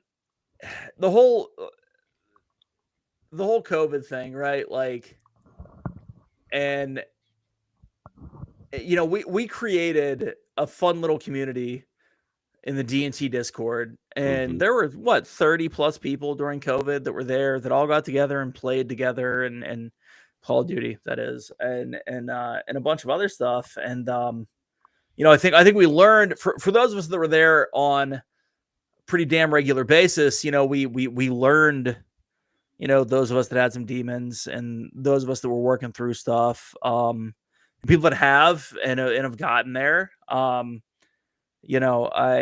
still to this day, so happy I met Gifty. Mm. Outcome wasn't great. I know you two were super close. Yeah. But that moment, like for me to create that Discord was an outlet of a community that we were in, but frankly, I wasn't good enough at the game to go hang out with those guys in any capacity. So I just threw that out there. And for me, for Shep, I mean, you came over pretty quick early and whatever. Yeah. And there were a lot of others that also did that were a hell of a lot better at the whole thing than I was. But like, the whole thing was like, we got nothing but these good old interwebs outlets right now because the Yeah. government sucks. Yeah. So I mean, I guess the question is what do you advocate for, right? Like, if you want something official, right? Like pancreatic cancer is not great.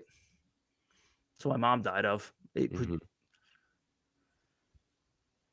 So that's cool. I mean, if we're gonna raise some money, we're gonna do that. But like more importantly, man, like, there's a lot of people that are alive. There's a lot of people that are healthy but aren't mentally right. And Mhm.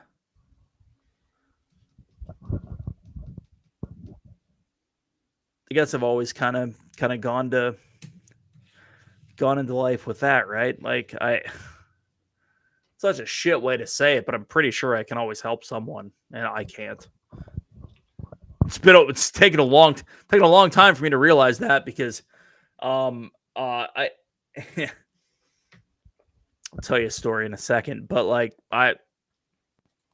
it's kind of a never out of the fight thing externally, right? Always do whatever the hell I can to talk to someone. Frankly, half of the shit that I said today from a here's my recommendation, I do a quarter of the time. I know what I need to do. I'm really good at talking through it with other people. It's action on my end. And it's really weird, man. It's really weird. Well, we're the worst at taking our own advice. I feel like, Always. Yeah. That's a common thing. I don't think that's just you. I can relate to that big time. But yeah, I mean, community. Kayla Coffee Studio says community, leaning into our community. That's advocating for finding a community with your morals. Absolutely. Yeah. Frankly, I don't even. I mean, like, some of that stuff. It's morals is an interesting statement, because you may have significantly differing opinions than I do, but that doesn't make our relationship any less strong. I just respect what you think about, and the fact that you've put thought into it, right? Like, and Riz, I know you and I are a lot on the same page. This isn't directed at you. I'm just saying, like, look, dude, community is one thing, but community also gets wrapped up in the whole, like, we're left, we're right, blah, blah, blah. I like this guy, blah, blah, blah, blah, blah, blah, blah. And it shouldn't, because frankly, 90% of us are in the middle. This is a whole other conversation, but 90% of us are in the middle. And if we respected that, this country would be in a completely different situation. But it's not. So Yeah. cool, but community can get from community to cult real close. Just saying. But Yeah. that doesn't mean you can't build a true community Right. of people that care about each other. That's the difference. Well, and I mean, talking about Gift, me and Gifty were so far apart on certain Yeah. views and aspects on things, but man, I'm gonna try real hard not to get emotional again, but Dude, every time when I talk about him, I want to fucking cry, dude. Yeah, I agree. But me and him were so close for being so different on a lot of things, you know. But you weren't. You both had strong opinions, but you respected each other, and that's all that mattered. Yeah. That's the one thing that we're not throwing into day-to-day stupid fucking news cycle society. Mm-hmm. And if we just respected each other's opinions, doesn't matter. Like, because it's not that big of a deal. Right. Look, like, dude, man, like he would say some of the things that he would say, and I'm like, I know. It just actually, you know, but like, man, I respected him, and that's kind of what community is about too. Is just what Gary you know, said. He was so honest that he member. would give you a shirt off his back. Yeah, he was the most honest person that you would run into. Yep. To a fault, mm-hmm. frankly. But he would do anything for you if you were his brother. 100%. Like, just and frankly, I think it's kind of the way to go about it, man. And you know, hard opinions are okay.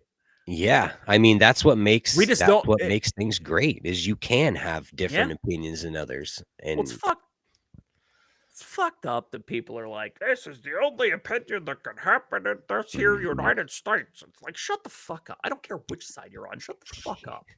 Yeah. The whole point that we're here is that we all have differing opinions. Like, go back a couple hundred years.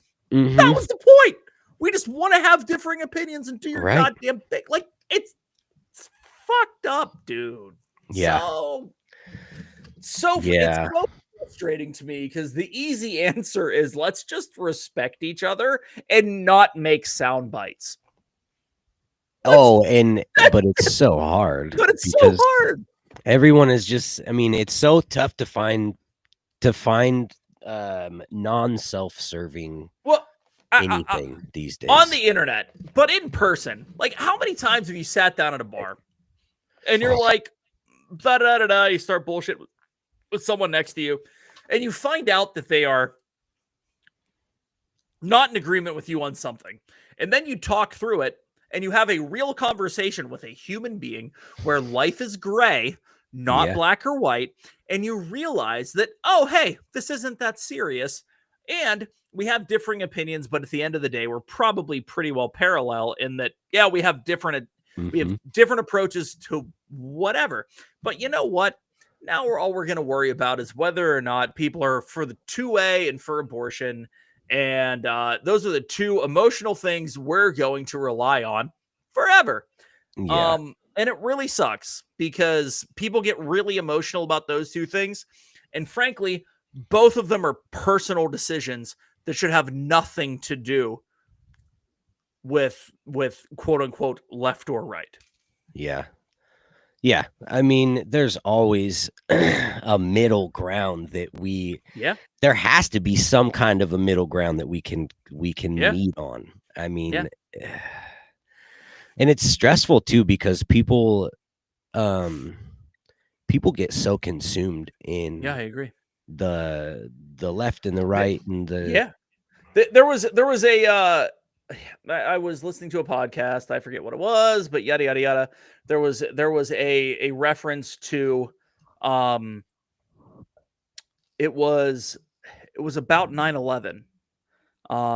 It was the Chris Williamson podcast. It was the Modern Wisdom podcast. Recently, maybe a week ago, with a dude who's talking about hypnosis. Any rate, they did research on people post 9/11 and control groups, all that, whatever. The group that lived through it but didn't consume any media post had less PTSD than people that were not in New York but consumed 3 hours of media focused on it per week. They forced themselves via looking at not even social media, actual news, because this is 2002. Remember this. This is late 2001, 2002. It was media. It was CNN, Fox News, MSNBC, all of that. It was straight old school media. This was also found based on the Boston Marathon bombing. Okay. Same thing. People that weren't even there had a higher rate of PTSD because they watched over 2 hours worth of coverage of it per day for whatever. Wow. Yeah. So, the takeaway from that is what you expose yourself to is going to have an effect on what you are. And I was never that guy, right? Like, watch TV, do this, do that, and the other thing. But like, if you take 30 seconds and really think about how you are reacting to X, Y, or Z after you have been exposed to A, B, or C, there's a significant difference. And like, dude, Riz, my God, dude, like we're opposite coasts. Legit, and the fact that we found each other is pretty fucking crazy. Yeah. And I'm so happy that we have. So I'm not going down that road. Like that's it's not completely where I'm going. But like, I grew up as Central PA, Western PA, for lack of a better term, is a civilized redneck as you possibly could. Okay. Right. You've been in Portland the entire time, right? Portland area. Yeah. I mean, I'm a little outside of it. But I know, but you're suburbs. You're city boy ish. Yeah. Right. I mean, yeah, I got to drive through some empty areas to get there, Yeah, but yes, okay, yeah, well, I'm about 45 minutes away from Portland. Yeah. But look, there's also an air of what Western PA, Central PA, Pennsylvania, redneck, whatever is, as opposed to those that are in the Pacific Northwest, right? Opinion wise, right, we should not be aligned in any capacity. Right. What's really interesting is that if you and I have a real conversation about a lot of this, the majority of it, we're more aligned than a lot of people would ever think. And I think that's what a lot of people don't realize is that like this country's really big and we're all kind of weird and we're all kind of different in our own way, right? Especially the area, right? Like you look at the fact that there's 15 different countries in Western Europe that are all in the EU, and that's like barely from California to Oklahoma. Like it's pretty fucked up. Yeah. That we're not multiple countries. Like it's really crazy to me. Right. And the fact that people think that we're all the same is insane. Yeah. Absolutely insane. And that's what it's what makes us great. I think so. I think a lot of people do. But I also think it's been weaponized, which sucks. This is all leading back to stress, just so you know. Like I'm along for the ride. But like it's crazy to me that you put yourself in a situation where you think that like half the country just doesn't think like you and they hate you and blah blah blah blah blah, and then you're so anxious and you're on Instagram just scrolling and you're in this echo chamber of left or right, whatever you are, and blah blah blah blah blah, and that's fine, and it's fine to a point. Like I'm cool with you going to your people, right? But as soon as it gets cultish, and as soon as it gets like we're better than you. Well, little weird. Yeah. Yeah. I mean, it's just, it's like, look, man, I'm a big gun dude. I'm a huge firearm guy, right? the whole like the whole abortion thing, that's between you and God. It's not. I have no input. Right. Zero. But those are the two things that people get hung up on so much. Yeah. And they stress out and they put themselves in a situation where they're overthinking so much based on one opinion that they have, that they're gonna have to have a conversation with other people about 9,000 other things that they're going to have an opinion about, but they hate them. And it's so unnecessary to me. It's so putting yourself in a situation where you're mentally putting your body through a lot of negative stuff just because you think that you're more right than someone who's also as right as you are. Like it's crazy to me. And in all honesty, Ryan, it's taken a long time for me to get to that point, because I was, one of the, I'm going to listen to Sean Hannity. And by the way, Rush Limbaugh was one of the best radio shows on. Whether you agree with him or not, man, dude was entertaining. Yeah. And he knew how to do it. So at any rate, like I was that guy that listened to, conservative talk radio the entire time I was driving around this country for 2 years. But I also realized that, frankly, you sit in an Applebee's in, I don't know, let's just say outside of Atlanta, where that you're going to have a significant clash between cultures because you're at that suburbs or whatever, and you're just talking to someone, and someone to your left is completely urban history, whatever, right? Like urban background, 100% leaning left, and the dude to your other side is he came in from the fields and was a farmer and all that, and he's complete conservative. And all three of you had a real conversation for 2.5 hours and no one killed each other. You know what? That's life. That's life. What's not life is everything that the media tries to make you feel. So, like, don't stress yourself out about this shit, because every person that's within your sphere of influence, right, in the town that you live in, that you're going to run into at the bar, at the restaurant, at the grocery store, at whatever, if you look at their Subaru and they have an Obama sticker that they never took off from 7 years ago, and it makes you mad, you should probably take a breath. Yeah, I was just gonna say you need to look inside yourself. 100%. And don't get me wrong, Subarus piss me off just in general, but that's because the drivers suck. It's not the Obama sticker, it's the damn Subaru. Nah, it's the people that don't know how to drive locally in one. At any rate, it rotates between that and fucking Mitsubishis. So it just depends on the month. I just talked for like 45 minutes, bro. I'm sorry. It's I love to hear your perspective. And it's interesting to me to hear other people's perspective on things. I absolutely love it.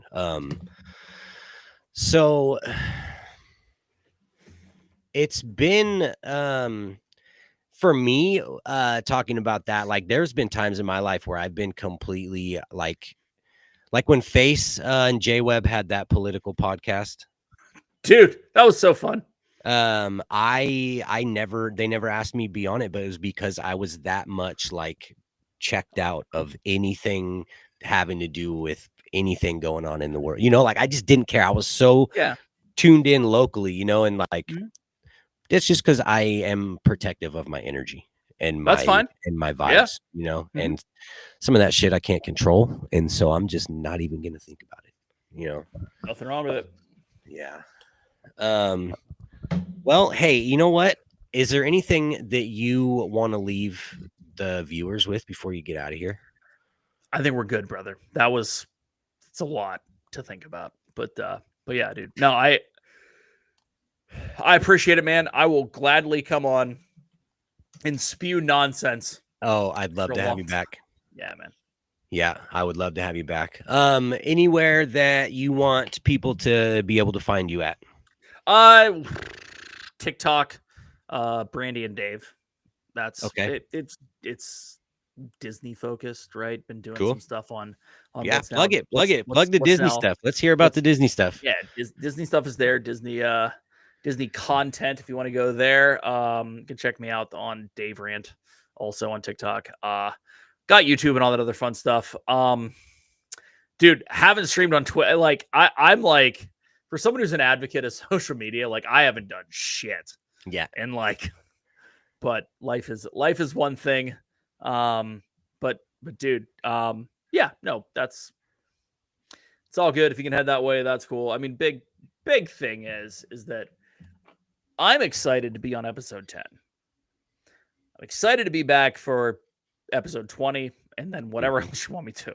But like, dude, so pumped that you dove into this. Like, this is since I've met you, musically you're super talented. You're also super talented with people. And I think this is going to be more of a calling than you know. And I'm excited for you, man. I really am. That, man. I love the energy. I love how high energy you are going into it. You're super pumped with all of it. And dude, just when you're on episode 505, don't forget that energy. yeah, Don't. absolutely. For real, because it gets rote, man. It gets real basic. I mean, look, I'll plug one more. It's Dis and That on YouTube, DISNTHAT. The whole D&T server is based on the fact that we had a Disney community of 4 dudes, and 3 of us played Call of Duty, and then we got into that. We started inviting folks over from other Discords that, you know, and that's how we met, through a whole bunch of other shit. And it's all good. But Dis and That Wednesday nights, if you want to come listen to a bunch of irreverent bullshit, we kind of talk about things that may or may not matter. They usually don't. There's a lot of movie reviews. We talk about some Disney stuff, and then there's just random conversation.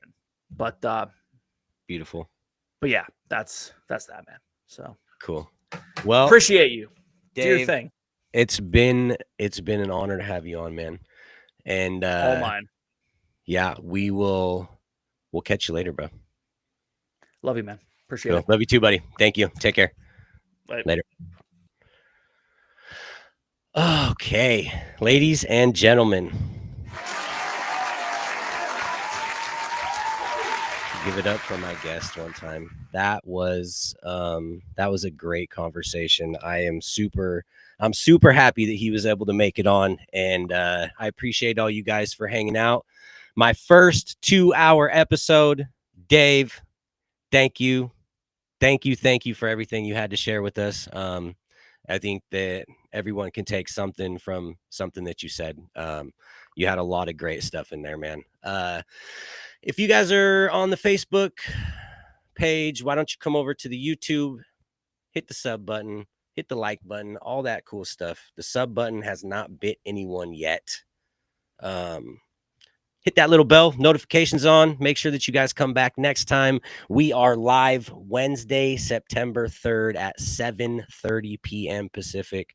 Poverty's Poster Boy is going to be on. It's going to be a great episode. Let me give a shout out to our sponsor one more time, because, you know, we couldn't keep this thing going forward without them. This episode brought to you by Seamless Electrical Solutions. Whether it's wiring, repairs, or full electrical work, Seamless has you covered with quality done right. As a master electrician in Massachusetts, they're committed to keeping your home and business running strong. We're honored to partner with a company that values community and believes in supporting open conversations about mental health. Learn more at seamlesselectricalsolutions.com. Again, so honored to have them be part of the show.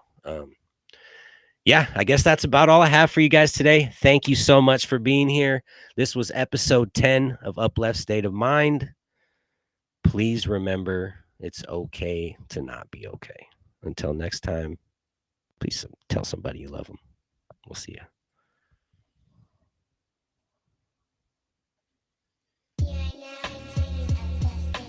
But before I lay me down, let's get this off my chest first. Excerpt of my life, I call it my next verse. I'm stressed, keep it in perspective, I'm an expert about this Northwest way of life, hey, it could end worse.